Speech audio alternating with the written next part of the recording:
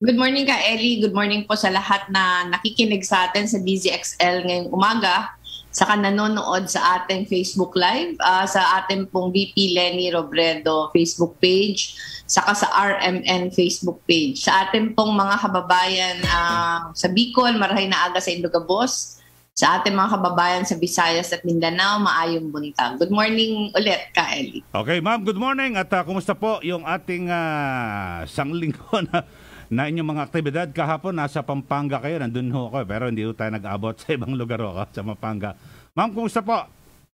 Ayun, sayang ka, Ellie. Kahapon nga nasa Magalang kami. Yun yung Vaccine Express.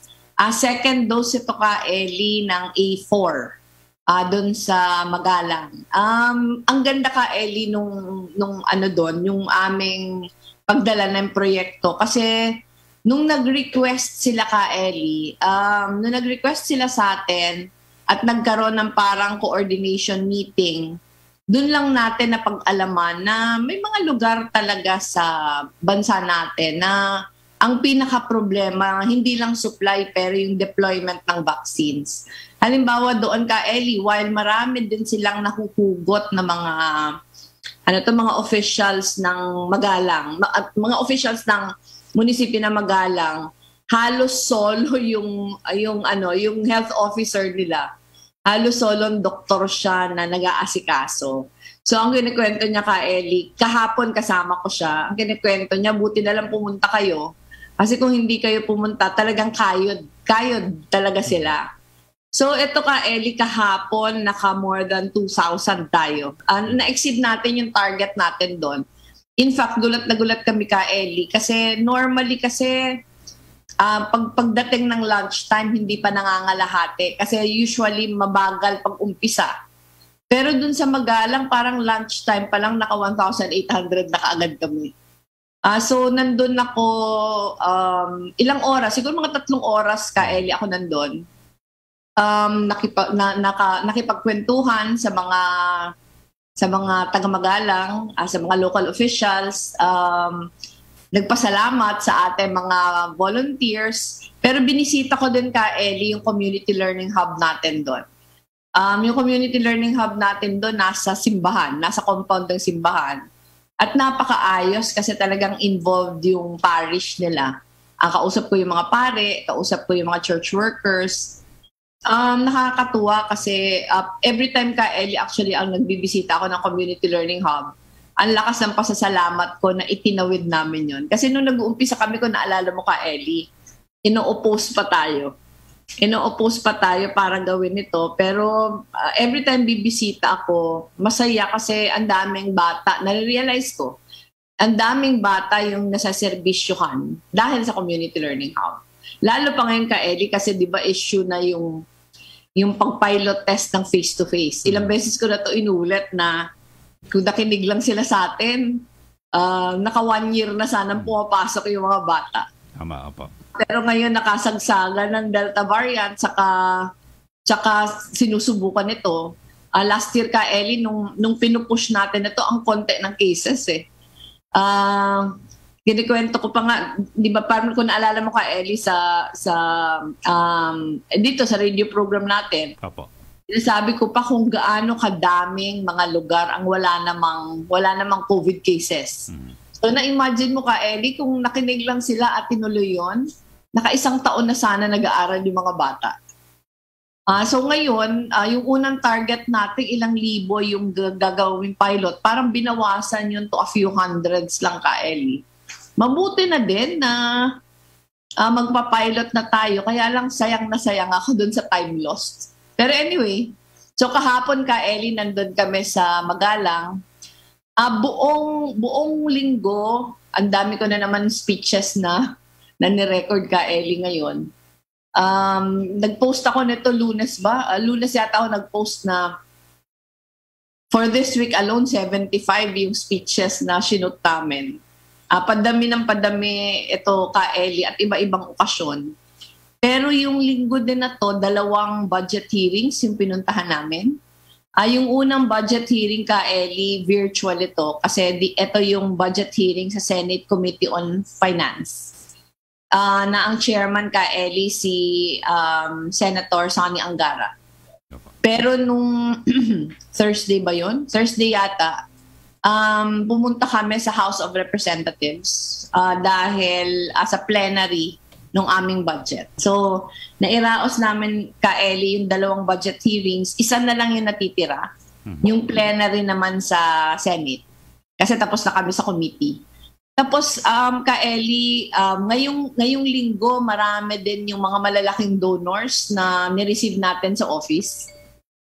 Marami pa ding nagdo-donate para sa ating mga pang-araw-araw na tulong sa communities. Karamihan ito ka Eli, mga medical supplies sa mga pagkain.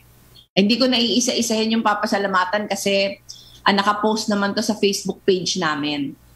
Pero nung Wednesday ka Eli, nagkaroon ako ng meeting with former Prime Minister Tony Blair. Virtual yung aming meeting kasi ka Eli, si Prime Minister former Prime Minister ng UK, nagtayo siya ka Eli nung Tony Blair Institute. At yung kanilang tulong na binibigay ngayon, yung magbahagi ng kaalaman sa kakaranasan tungkol sa COVID response. Pagkain.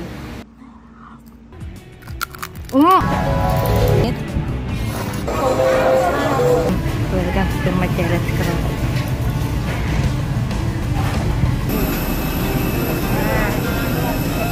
Pagkain kayo. Sa kaso ng nurse and vlogger na si Grace, kapag napuyat, kapag stressed, Na po tayo doon para makita nyo din. Po pala mga kabatang helmet ang sitwasyon dito sa may Ilaya Divisoria. Kasama ko si Grace ngayon. Ayan, magbibigay na lang tayo ng konting tulong kay nanay para dahil hindi nga siya nakaka...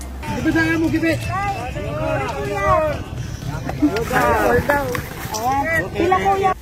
1,000! 200! Ilan po kayo? Ayuda!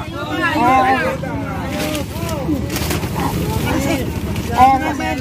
Ito na po yung mga food packs. So kasama ko na po ang leader po ng mother leader po na si Ma'am Rochelle Ho. Hello po. Thank you very much po sa lahat ng mga sponsors.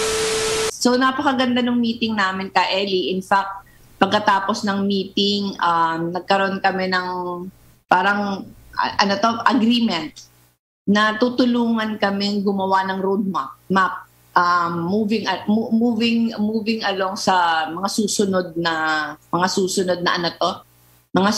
na buwan at taon. Pero yung parehong-pareho yung aming paniniwala ka Eli, yung mass access to testing strategy. Ayun din yung kanyang pinupush. Ito ka Eli, sila yung nag-reach out sa atin. Naka-receive kami na parang email sa kanila noong August. Tapos ito nga, natuloy na yung meeting. Merong mga preliminary meetings yung mga staff namin. Pero yung meeting between us nangyari nung Wednesday. Ay, nung Tuesday pala. Nung Tuesday. Tapos ka Eli, ano pa ba nangyari ngayong linggo? Nag-courtesy call yung European Union EU Ambassador sa opisina. Bago siya ka Eli. Dumating siya nung December. So nag-courtesy call sa opisina. Marami kami na pag-usapan. Maganda naman yung relations ng opisina namin with the Embassy of the European Union ka Eli. Pinag-usapan namin yung effect ng COVID-19 sa livelihood saka sa education, yung pagsuporto nila sa Mindanao, saka doon sa Bangsamoro transition. Nagkwentuhan kami about yung mga COVID response operations ng opisina. So ano yon? Kasama niya yung asawa niya yung nag-courtesy call sa amin. Pero ka Eddie, siguro yung buong linggong ito, many different things.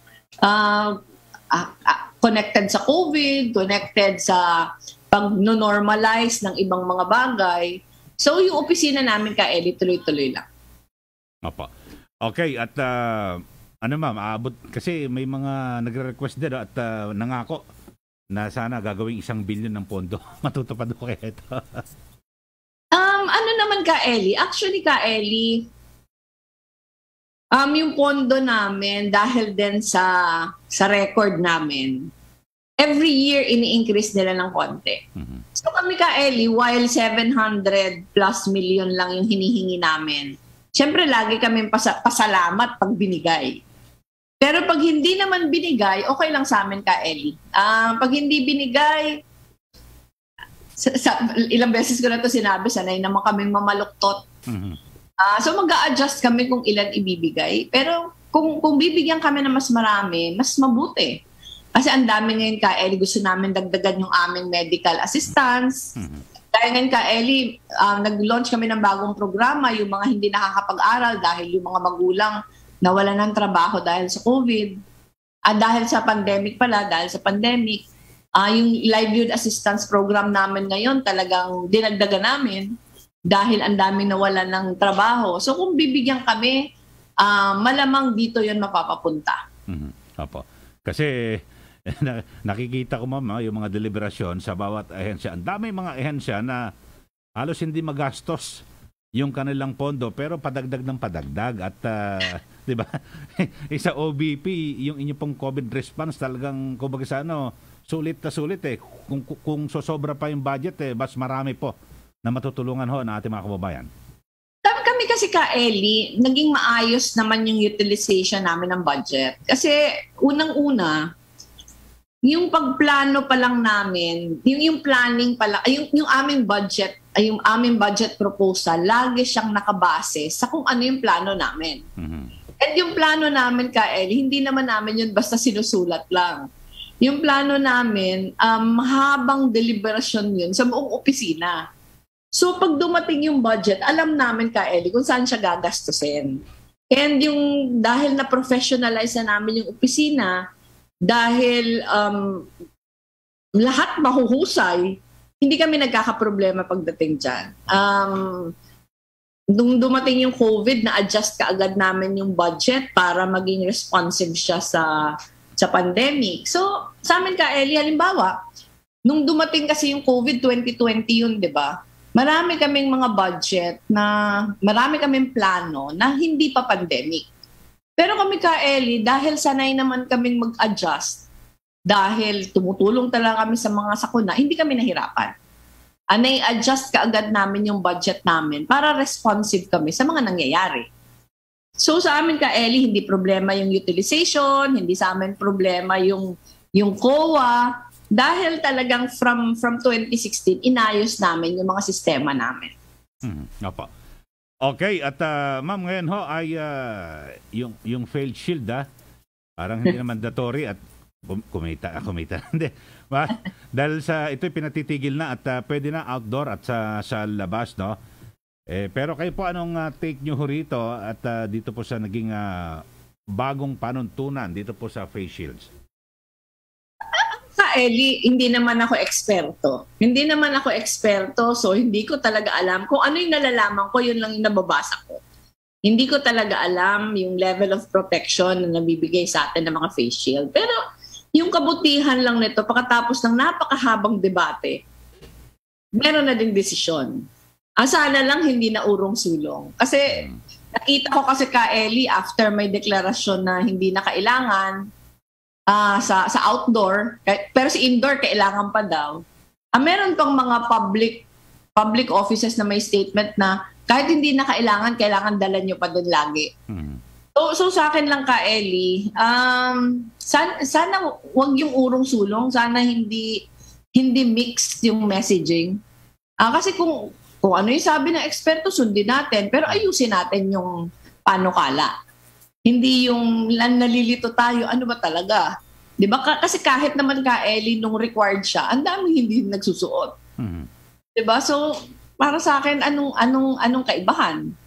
Pero yung kabutihan lang ng hindi na required kasi nakikita natin sa deliberations ngayon sa Senate. 'Di ba? Yung sa Blue Ribbon, nakikita natin na ilang milyon yung ginastos natin.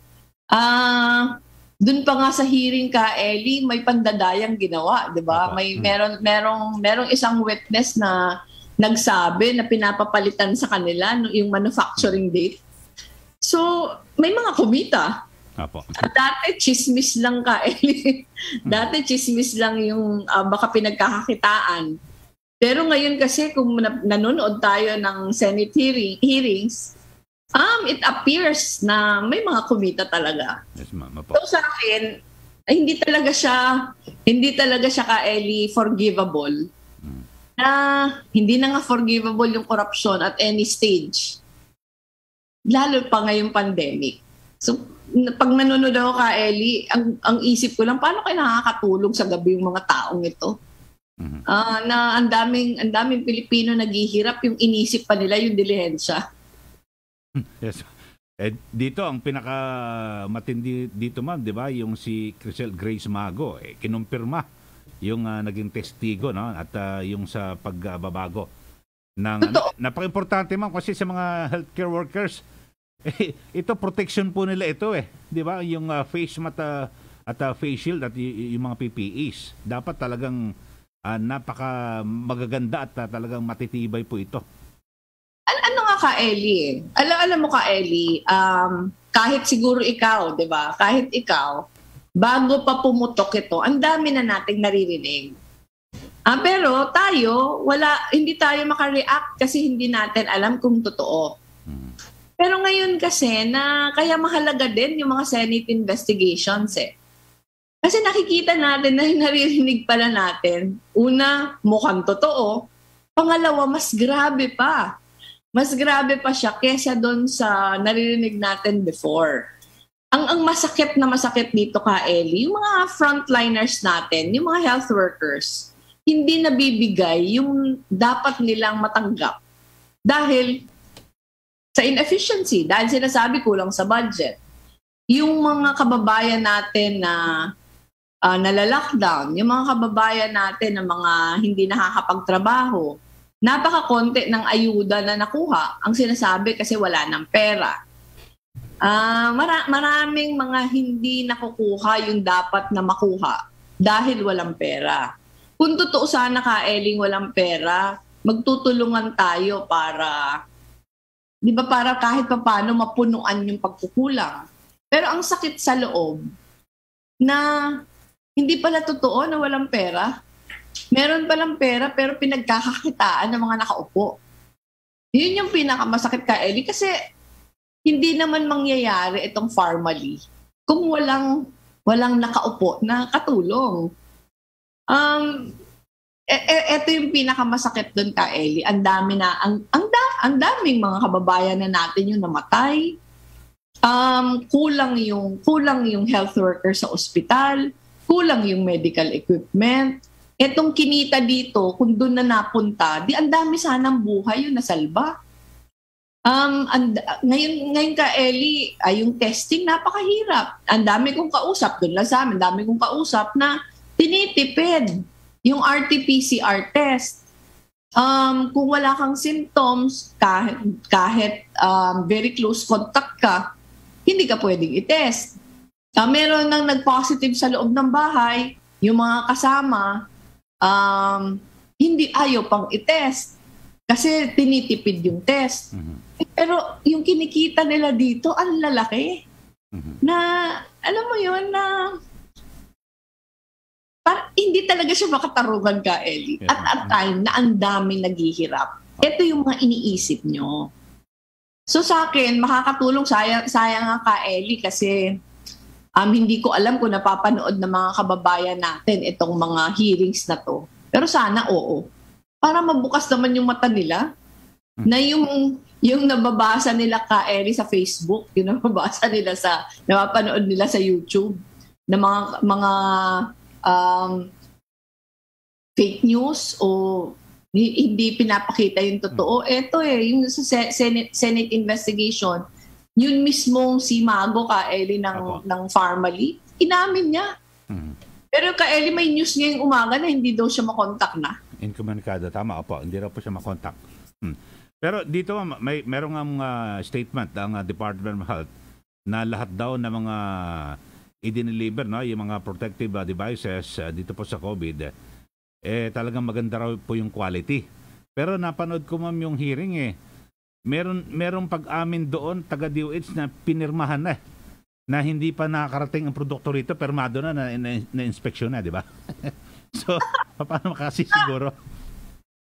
Eli, nakita naman natin yung mga kahon, di ba? Pinakita yung mga kahon, talagang papunta sa DOH. So sa akin, pinapanood, hindi ko pa napanood yung lahat kasi nasa trabaho ka, Eli, Monday to Saturday. Pero mamaya magka-catch up ulit ako. Pero yung mga portions na napanood ko, may mga nag-deliver na kahit wala pang PO. Di ba? Talagang ang daming irregularities na nangyari. Tapos napakalaking pera yung involved.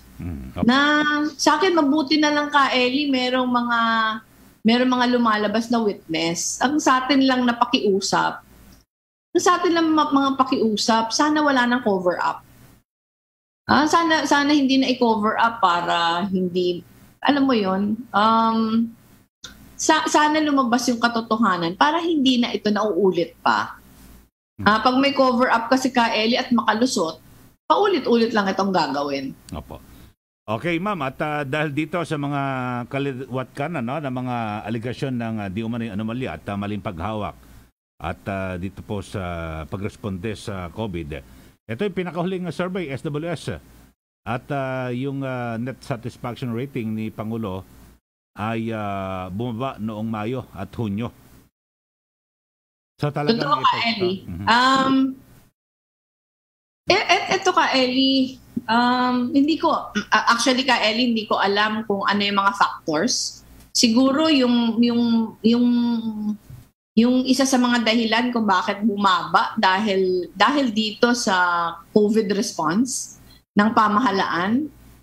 Pero ka, Eli, yung sa atin lang, ang dapat lang kasing maintindihan ng tao na karapatan natin mag-demand sa pamahalaan ng klase ng pamumuno na dine-deserve natin. Kasi kung palpak na ka, Eli, ayaw lang natin buksan yung mga mata natin. Sino ba yung lugi? Diba? Sino ba yung lugi? Tayo din. Kaya obligasyon natin bilang mamamayan na kung hindi maayos yung serbisyong binibigay, kailangan i-call natin yung attention ng mga nakaupo. Kasi kung dahil kakampi mo, titingin ka na lang sa iba kasi ayaw mo mag-criticize, kasalanan mo na yon. Kasalanan mo na yon. Sa akin nga ka, Eli, kung eto, ang dami na mamatay, ang dami ng lumabas na korupsyon, ayaw mo pa din umimi, kabahagi ka, enabler ka na. Kaya sa akin talagang yung mamamayan ka, Eli, magde-demand. Kasi kung ang mamamayan ayaw mag-demand, sino ang lugi? Mamamayan din. Apo.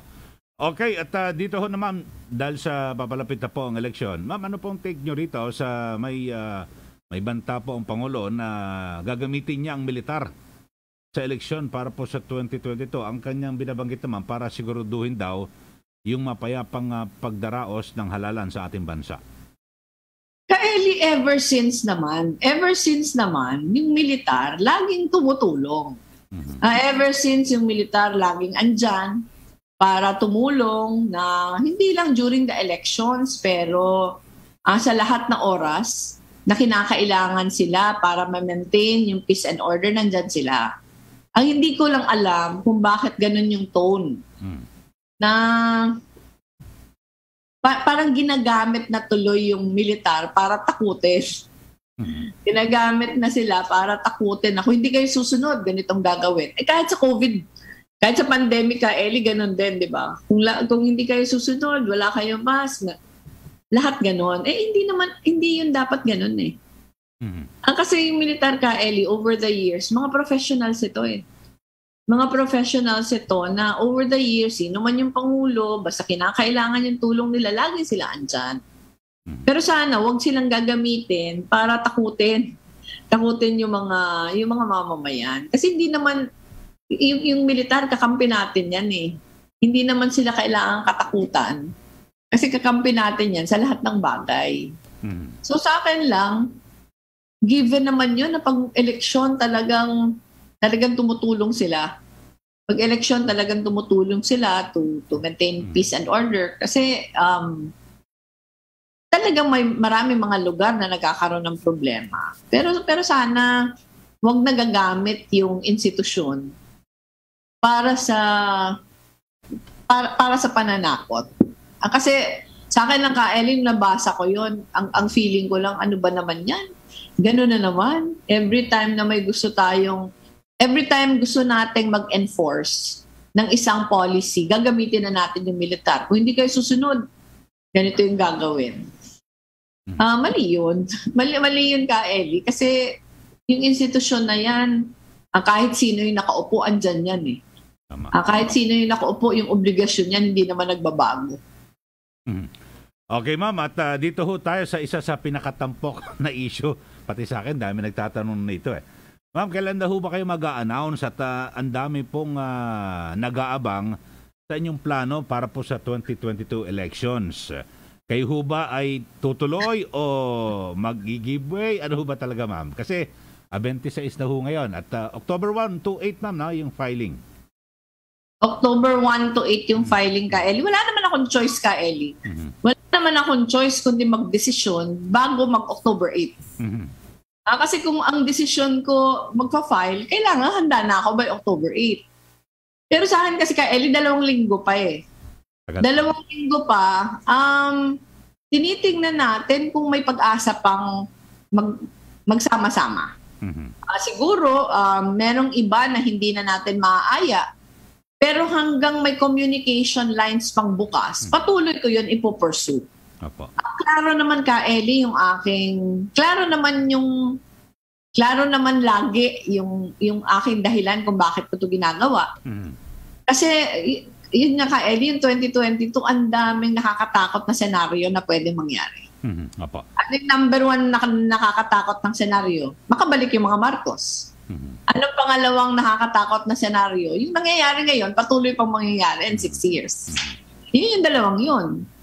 So sa akin Ellie, the more na magkaisa kami o the more na mabawasan yung tatakbo against the administration, mas mabuti. So dahil may 2 weeks pa, hindi ko mamadaliin yung sarili ko Ellie. Dahil meron pa namang pag-asa eh. Again, sinasabi ko, while kinausap ko lahat, siguro ang iba sarado na. Sana hindi pa. Pero basta may bukas pang communication lines Ellie. Patuloy kong ipopursue. So, dito ho, yung sa kampo ho ni Mayor Isko, kasi binabanggit talagang mukhang hindi na po sila magbabago. Hindi niya na raw po i-give up, no, si Doc Willie. So, dito, hindi na ito makakasama, ma'am, sa inyo pong unification talks dahil sa, kumbaga sa sarado na, sabi ho mismo yan ng kanyang campaign manager, no, si Lito Banayo. Ako Ellie, ayoko din kasing i-discuss yung detalye. Kasi ayoko ma-compromise yung mga pag-uusap sa negotiations. Pero yung sa akin, hanggang hindi pa nagfa-file, may pag-asa pa naman eh. Hanggang hindi pa nagfa-file, may pag-asa pa. And sana, yun lang parati ko namang appeal Ellie. Parati kong appeal na sana yung desisyon namin lahat kung ano yung makakabuti sa bayan. Kasi totoo naman Ellie, ako naiintindihan ko Ellie yung difficulty. Yung difficulty, lahat kami may supporters eh. 'Di ba? Lahat kami may supporters na pag nagdesisyon kami, na lalo na pag ang desisyon namin magsa-slide down o ang desisyon namin hindi kakandidato, magtatampo sa amin yung mga supporters namin. Hindi lang siguro tampo, yung iba magagalit pa. Pero yun nga Ellie, yung pinakapunto lang naman doon, ultimately, sino ba yung pinaninilbihan natin? Di ba ultimately, ang papanilbihan natin yung bansa eh. Na sana yung parameters na tinitingnan namin, kung ano yung makakabuti. Hindi lang ito Ellie na kung sino yung mas popular, kung sino yung mataas sa survey, hindi yun eh. Pero maraming mga factors na kailangan isaalang-alang sa pagdidesisyon. So ako, Ellie, dun sa mga bukas pa yung communication lines, gusto ko pa din siyang i-pursue. Madali naman Ellie magdesisyon na makakandidato o hindi kakandidato eh, di ba? kahit sa October 7, pwede mong sabihin na ano ba talaga kung kung nag-fail lahat. Sa akin ka Eli, personal ito. Pwedeng iba yung sa iba, pero sa akin siguro yung hindi siguro pero sigurado sa akin na yung determining factor sa akin, yung parating ang tatanong ko sa sarili ko, yung pagkakandidato ko ba makakatulong sa pagtigil ng pagbabalik ng mga Marcos? O yung pagkandidato ko ba makakatulong sa pagharang na patuloy pa din itong klaseng paggogobyerno na to? Yan yung parating tanong ka, Eli, kasi kung lalong nakasama, bakit pa ako magkakandidato? Diba? So sa akin yun, syempre ngayon hindi ko alam yung sagot ka, Eli, kaya maraming dasal na kailangan. Pero pagkatapos kasi niyang ka Eli, yung pagdedesisyon hindi naman natatapos sa eleksyon eh. Diba? Hindi natatapos sa eleksyon kasi sabihin natin, nanalo ka, nanalo ako. Maraming mga tanong pa din ka, Eli. Maraming tanong. Unang-una, yung sistema ng politika natin ka, Eli. Hindi talaga pwedeng magpatuloy. Kasi yung klase ng sistema natin, talagang fine-favor niya yung may pera. So sa akin, lalo pa ngayon na age of social media, naaabuso talaga yung social media sa pagpapakalat ng fake news. So ang daming mga Pilipino yung walang access sa katotohanan. So sa akin ka Eli, ang daming mga factors na kailangan i-consider. So sa akin sana maintindihan ng mga supporters natin. Syempre nagpapasalamat ako ka Eli. In fact, may bisita lang ako ka Eli nung sinabihan ako na may mga tao sa labas ng opisina at nagpapaskel ng mga messages, saka mga ribbons. Inakyat nga sa akin yung bulaklak. So, nagpapasalamat ako sa kanila. Ang gusto ko lang sabihin ka, Eli, pinapakinggan ko sila, nagpapasalamat ako sa tiwala. Pero marami pa kasing kailangan isaalang-alang. Hindi ka, Eli, nare-resolve yung problema sa pag-file. Kasi yung pag-file, isang step lang yon. May mas malaking, mas complex na mga problema after the filing. Opo. So yun yung ka-Ellen tinitingnan natin. Yes, ma'am. Ma'am, pakilinaw nyo rin to, no? Dahil sa, di ba, may mga report at alam nyo naman sa social media, yung sa raw presidential bet, no? Na ito, may monetary consideration daw ito na pinag-uusapan, 1 billion para maging iyong BP. Ano ho ba ito? Actually, ka Eli, kailan ba? Nung Friday? Nung Friday ka Eli, tinag ako sa Facebook. Sa isang Facebook post na nagsasabi na kaya daw nag-fail yung talks namin dun sa isang presidential candidate. Kasi daw, willing daw yon na mag-slide to VP, pero hinihingian daw ako ng 1 billion. Hindi yun totoo ka, Eli. Hindi yun totoo kasi yung presidential candidate na nire-refer nila, hindi pa naman namin pinag-usapan yung sino yung magpe-presidente, sino yung magba-vice. So walang pinag-usapan ka, Eli, na mga pag-slide. Ang pinag-usapan pa lang namin na magkaisa kami.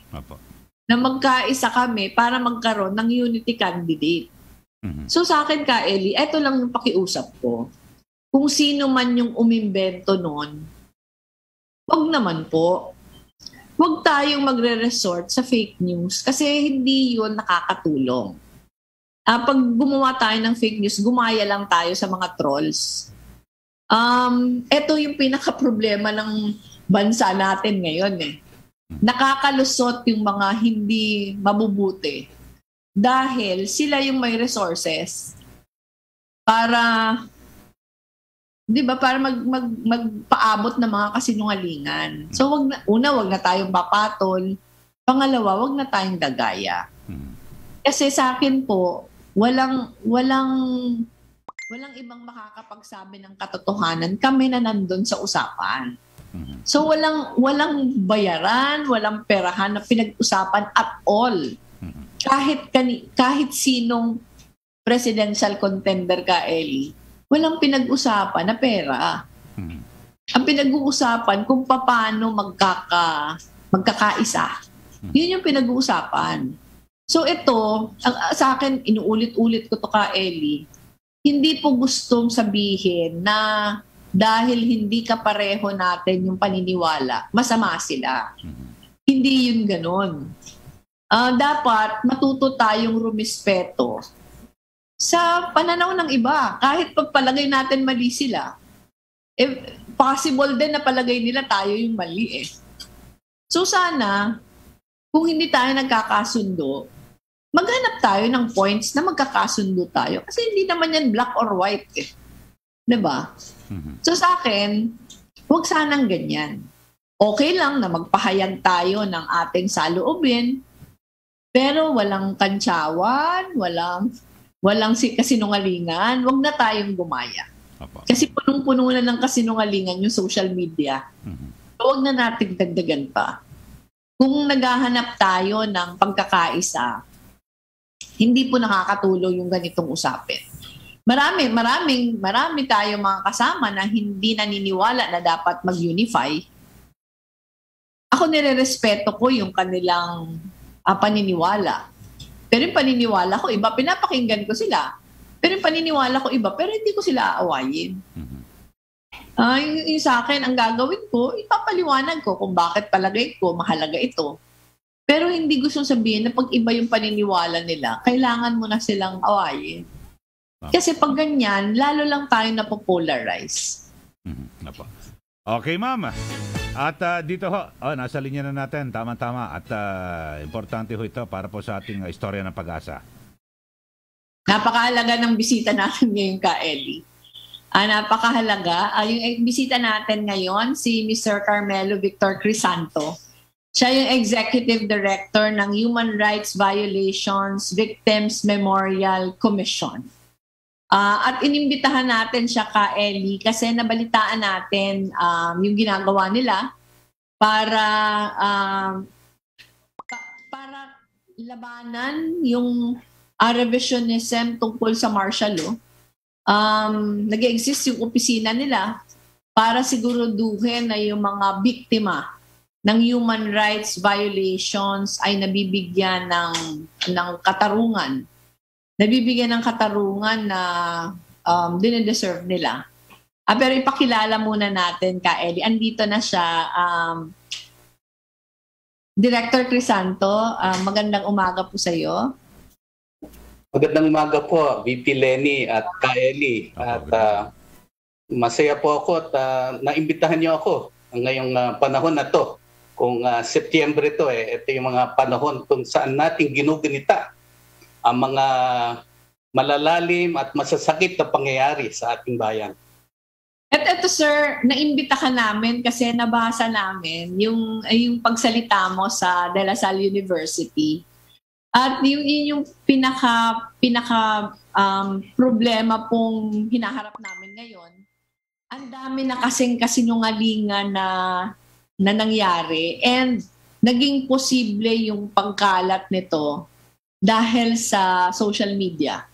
Dahil yung mga nagsusulat, pwede maging public yung sulat mo, ay yung statement mo na anonymous ka, na wala ka accountability. Kaya naging napakadali ng kasinungalingan na isulat. Ngayon parang nababaliktad kasi sir, yung mga pangyayari sa kasaysayan natin. Pero ito po, marami akong itatanong patungkol dyan, pero siguro yung ihihingi namin sa iyo, isang background kung ano itong Human Rights Violations Victims Memorial Commission. Noong 2013 po, may pinasang batas, Republic Act 10368. Dalawang ahensya ang binuhay nito ng ating Kongreso. The Human Rights Victims Claims Board, na ang layunin ay tingnan lahat ng mga mag-a-apply na nabiging biktima sila nung Marcos martial law period. At sila ang magbibigay ng reparations o danyos sa mga taong ito.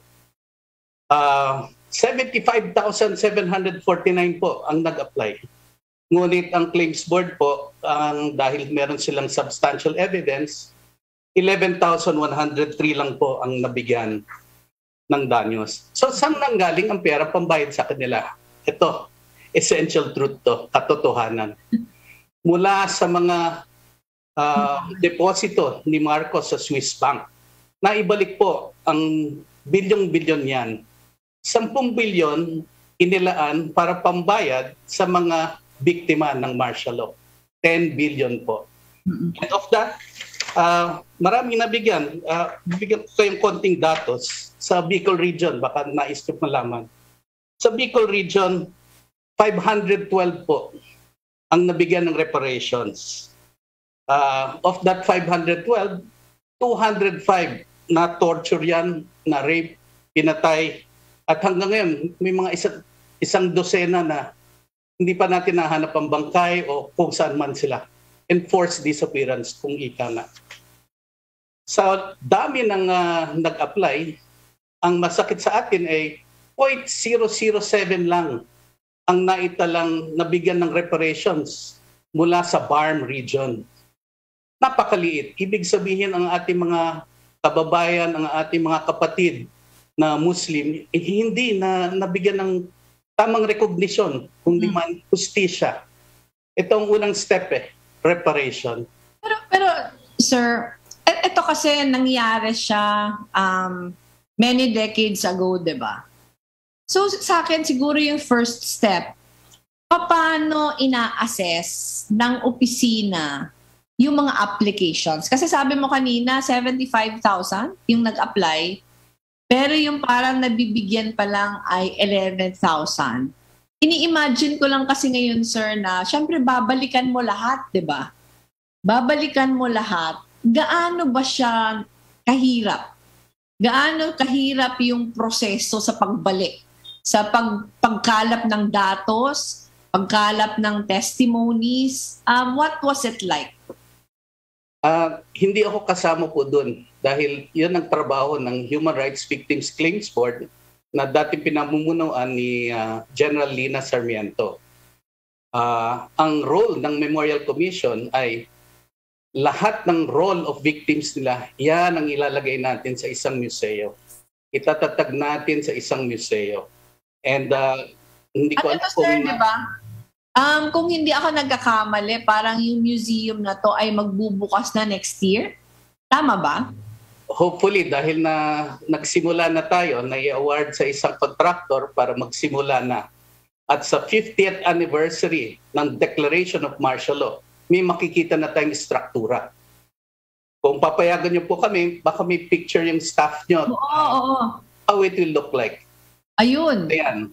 Sa loob ito, sir, ng UP, di ba? Ito ay tatatag sa 1.4 hectares sa University of the Philippines. Ito yung Memorial Hall kung saan ilalagay lahat ng mga pangalan ng biktima nakataga sa bato. Nakataga sa bato. At totoo. At totoo. Ito, sir, syempre kami, lalo na yung mga tayo na lumaban sa diktadurya noon. Yung frustration na parang sinishare natin.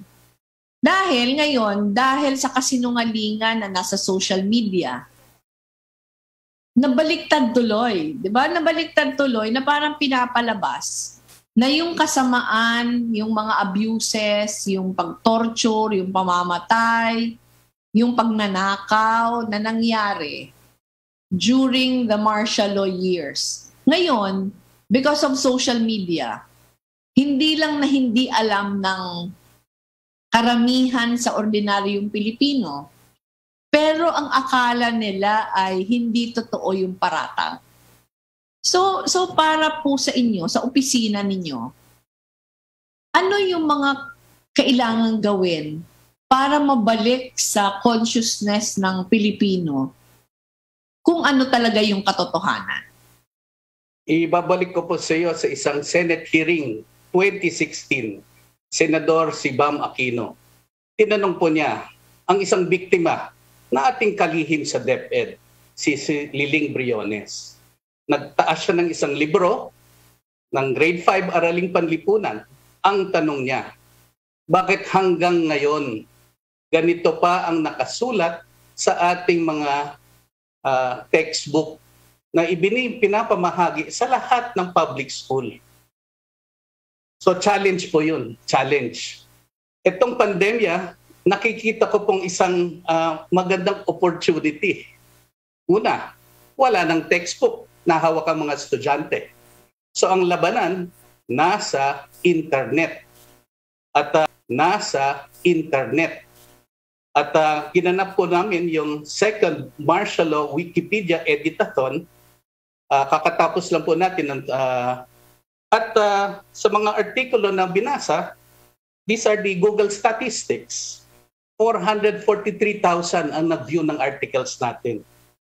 Ang engagement sa mga webinars on online database, 2,788. Kung 100 lang shinare nila, that's 278,000 people na na-reach. Noong nagtakbo tayo ng mga webinars, nakasama si Dr. Maris Jokno, JC Punong Bayan, Attorney Byron Bucar ng HRVCB, si Dr. Termisi Abdullah of the Mindanao State University tungkol sa martial law. Ang Facebook engagement natin, 28,218. If they had only 100 friends each, na-reach natin mga 2.8 million. Ito na ang bagong labanan dito sa platform na to. Online database, Wikipedia editathon, dahil itong mga kabataan natin, pag magre-research, ang unang pupuntahan, Wikipedia. Ito nga sir, nabasa ko to, yung ginawa nyong editathon. Napakahalaga nito. Napakahalaga para i-correct yung revisionism na nangyayari ngayon. Pero sa totoo lang sir, para sa akin, kailangan ituloy-tuloy natin to. Para sa akin, ituloy-tuloy natin kasi marami talaga tayo nakakasalamuha na ang pakiramdam nila, biktima pa yung mga Marcos. Ang pakiramdam nila, biktima pa yung mga Marcos. Ang pakiramdam nila, naapi masyado yung mga Marcos, na alam natin na hindi ito totoo. At ang dami talagang lumalabas ngayon na pag nabasa mo yung mga articles, very frustrating. Very frustrating. So yung sa akin lang, sir, paano kaya matutuloy-tuloy? Kasi ako nga, kung tatanungin mo ko, sana mas maagang natapos yung museum, di ba? Kasi etong museum yung magpapakita na ito yung katotohanan. Na may pupuntahan ang katotohanan wala sa YouTube. Ang katotohanan wala sa Facebook.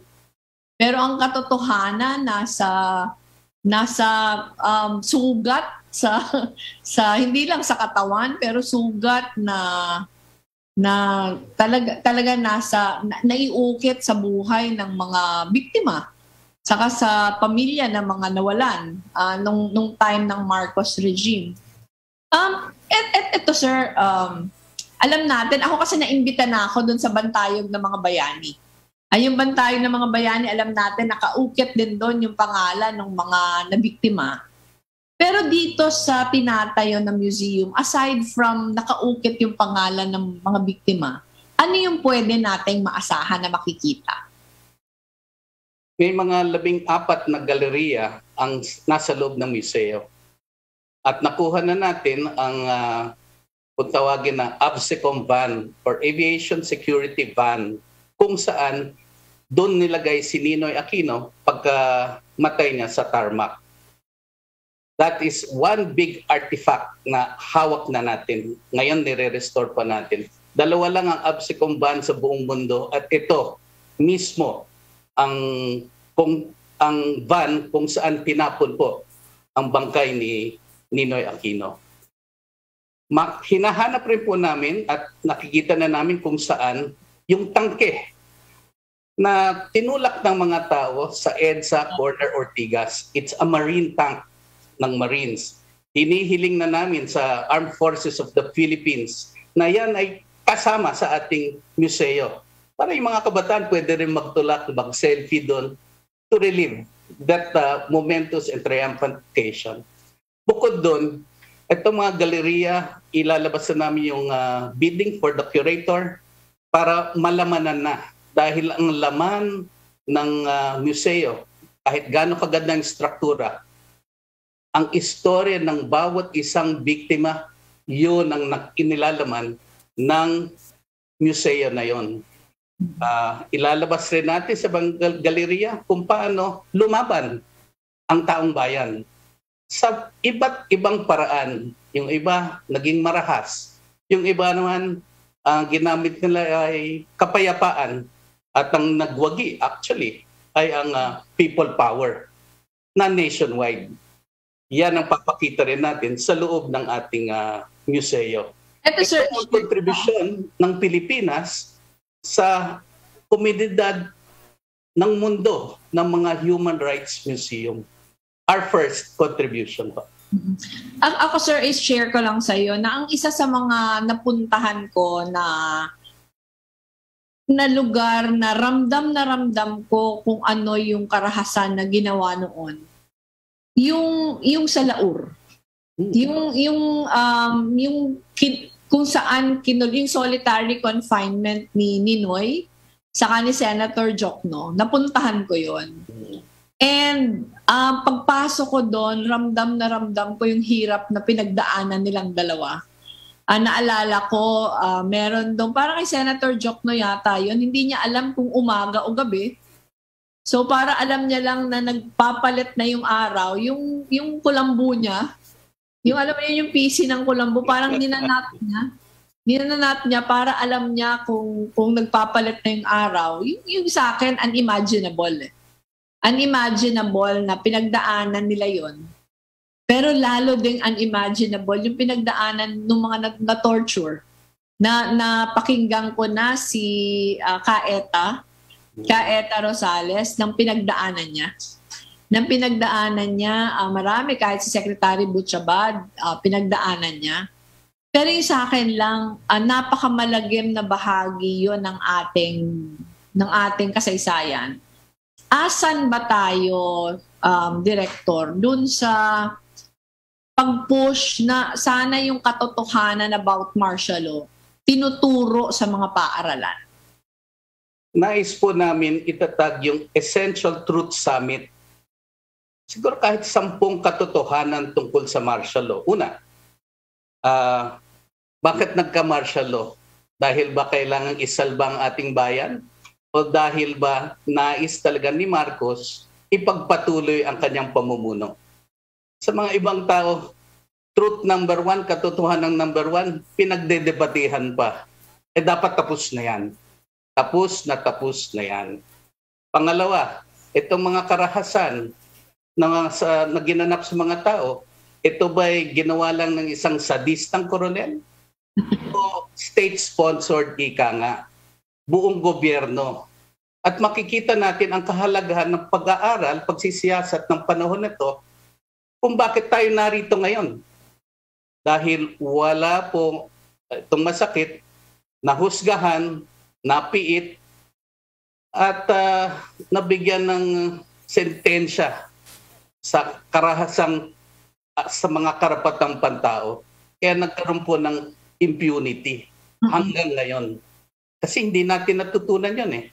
Hindi natin ginawa yung hustisya na nararapat. Isa pang anecdote ko, natatandaan ko po ito eh. Noong 2017, nasa Cagayan de Oro po ako. Bumaha. Kung natatandaan ng mga taga-guide ko, ang lakas ng baha. May nagsabi sa akin, Chuck, totoo ang climate change. Ang sabi ko, kung babalikan natin ang panahon ng Marcos martial law, kaya bumaha dahil pinutol ng mga cronies ni Marcos lahat ng puno sa taas. Kaya yan ang dahilan, hindi climate change. Greed. Kasakinan. Sir, di ba? Meron pa, sir, dalawa eh. Meron akong dalawa na paulit-ulit na narrative na nababasa ko na nagkakos talaga siya ng malaking frustration sa akin. Yung number 1, hanggang ngayon, naniniwala pa din yung mga tao na hindi naman talaga nagnakaw. Hindi nagnakaw sa posisyon. Gusto ko itong balikan. Kasi nabanggit mo nga ito kanina eh. Nabanggit mo nga ito kanina na yung batas na ipinasa noong 2013 ng Congress yung pagbigay nga ng reparation sa mga biktima, galing doon sa ninakaw nilang yaman na nabawi ng ating gobyerno. Di ba? Ito ang kauna-unahang beses na isang bayan, sinabi sa akin to na sa Switzerland ako eh. Ito ang kauna-unahang beses. You should be proud of this. No other country has done that. Recovered the loot of a former dictator and distribute it to its victims. Tayo lang po yan. Kahit may frustration tayo, modelo pa rin tayo ng ibang mga bansa na dumaan mula diktadurya hanggang demokrasya. Saka ano sir, yung I think yung pinakamahalaga nung pagkabawi natin, yun yung number one proof na merong nakaw na yaman eh. 'Di ba? Kasi ngayon, pag binasa mo ngayon yung mga social media pages na ginawa ng mga Marcoses, parang pinapalabas nila na chismis lang yon. Pinapalabas nila na para sinisiraan lang sila. When in fact, etong pagkabawi nito, eto nga yung biggest proof na talagang yung nakaw na yaman nandyan. Tapos yung pangalawa, Sir Chuck, yung pangalawa yung na sinasabi, yung accomplishments. Diba? Yung pinakamaraming, kahit hindi ito totoo. Halimbawa, kagabi lang nabasa ko, pinakamaraming infrastructure na napagawa. Una, hindi totoo. Kasi yung facts nagpapakita na hindi totoo na yung pinakamaraming infrastructure nagawa during the time of President Marcos. Pero parang nakakalimutan ng tao na number one, 21 years silang nakaupo. Number two, nung umalis sila, baon na baon tayo sa utang. Na hanggang ngayon, binabayaran natin yung utang na yon. So sa akin, sir, siguro yung challenge saka tatanungin din kita. Para sa inyo, ano kaya yung pinakamabuting paraan para mapaintindi natin sa tao na yung kasinungalingan na parang yun yung ginagawa nilang narrative ngayon, hindi magpatuloy? Una po, ang mga taong nasa 18 to 24 years old, 10 milyon Filipino yan. 10 milyong Pilipino po yan. Yan ang tinatawag namin magiging first-time voters in a national election. 10 milyon. Itong mga bata na to, they never lived through martial law.